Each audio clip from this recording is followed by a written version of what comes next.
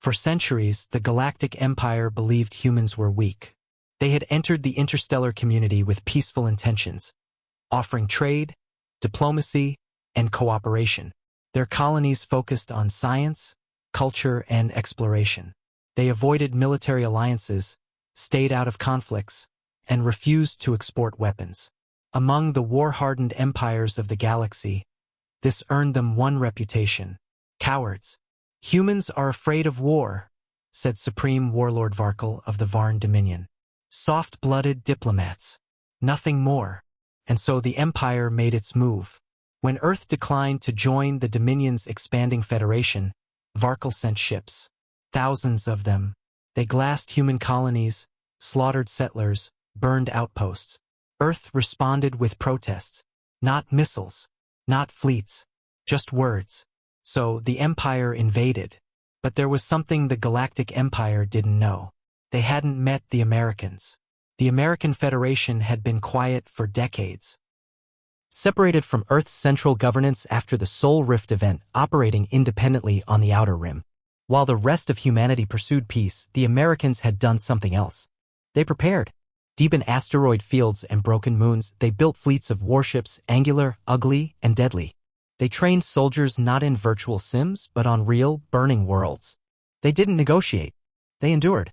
And when the Dominion's forces reached Mars Outpost Delta, a place flying both the Earth flag and the American stars and stripes, everything changed.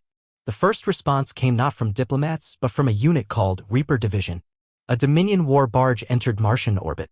Scanners detected no significant threat, just a few hundred human signatures. The captain laughed. By the time he realized his mistake, it was too late. Out of the Martian canyons came fire and steel. American dropships, worn, patched, and bristling with guns, roared from hidden bunkers. Railguns lit up the sky. EMP charges tore through Dominion shields. Within minutes, the barge was falling in flames. And on the surface, they came. Men and women in reinforced exo-armor, marked with flags, units, and kill counts. Helmets blacked out. Rifles humming with charged rounds. Cold. Efficient. Merciless. General Riven of the Dominion watched the footage from orbit, disturbed. "These are not Earth's diplomats," he said. "No, sir," replied his aide. "They call themselves Americans." Within 2 weeks, the tide turned. American fleets, long hidden in deep space, emerged from dark sectors. They didn't fight like the Empire. No formations. No honor rituals. They fought to win. They jammed signals.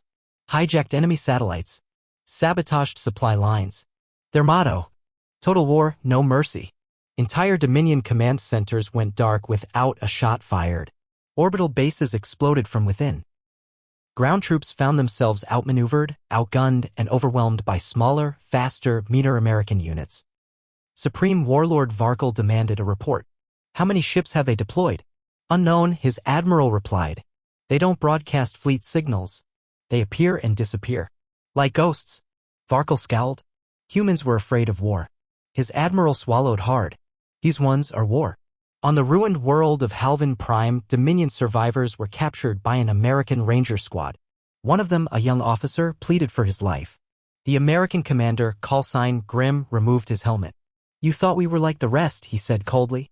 "You picked the wrong humans." He left the officer alive, but only so he could deliver a message back to the Empire. "We're not fighting for peace. We're fighting for payback." The Dominion sued for a ceasefire. Earth hesitated, but the Americans didn't.